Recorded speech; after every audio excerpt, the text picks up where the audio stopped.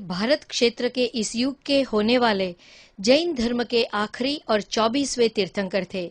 भगवान महावीर का जन्म चैत्र सुद 13 की रात को आज से करीब 2500 वर्ष पहले बिहार में हुआ था। आइए देखते हैं इस महान पुरुष का जीवन चरित्र। भगवान महावीर के तीर्थंकर बनने का पता तो सबको उनके जन्म से पहले ही हो गया था, जब माता त्रिशला ने 14 महान शुभ सपने देखे थे। दिगंबर धर्म के अनुसार उन्होंने 16 सपने देखे थे।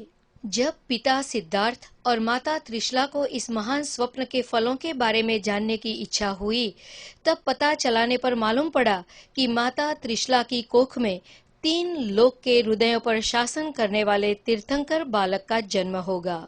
इस खुशी से भगवान महावीर का जन्म उनके माता पिता ने बड़ी धूमधाम से मनाया।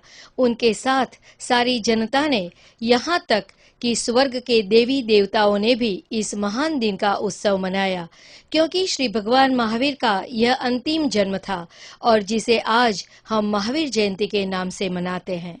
बचपन से ही भगवान महावीर बहुत बहादुर और निडर थे। माता पिता के चहीते थे। 30 वर्ष की युवा आयु में राजकुमार होते हुए भी भगवान महावीर साधु बने और फिर लगातार 12 वर्ष तक वे आत्म साधना में मौन और लंबे समय तक अन्न से दूर रहे। उन्होंने सबसे पहले मुश्किल मोह, राग और द्वेष पर अपनी जीत प्राप्त की, मगर इस दरमियान उन्हें कई कठिनाइयों का सामना करना पड़ा। इस बीच चंड कौशिक जैसे सांप पर अपनी करुणा बरसाई, तो कभी अग्नि की ज्वाला को भी सहन किया, कभी अपने कान में खिल्ले लगाने वाले को भी चुपचाप सह लिया। इन सब जुल्मों को सहते हुए भी महावीर अपने ध्यान में मग्न रहे और जुल्म ढाने वालों पर भी अपनी करुणा बरसाते रहे।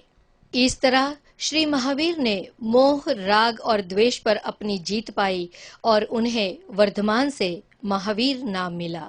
42 वर्ष की उम्र में उन्हें वैशाख सुद दशम के दिन वृजुलिका नदी के पास एक वृक्ष के नीचे केवल ज्ञान की प्राप्ति हुई।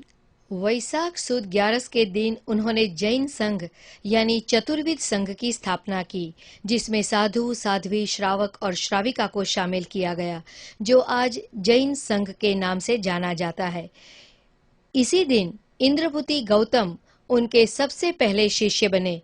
उनके साथ 11 महान पंडित और हजारों शिष्य भगवान महावीर के शिष्य बने।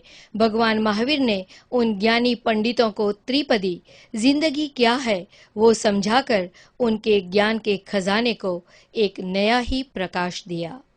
42 वर्ष की उम्र में उन्हें केवल ज्ञान की प्राप्ति हुई और अगले 30 वर्ष तक लगातार पूरे भारतवर्ष में विहार करके तत्व का उपदेश करते रहे।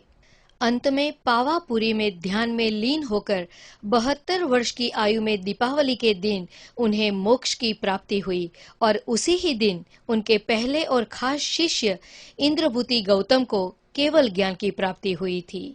भगवान महावीर का उपदेश सिर्फ जैन धर्म के लिए सीमित नहीं है, बल्कि पूरे विश्व के कल्याण के लिए था।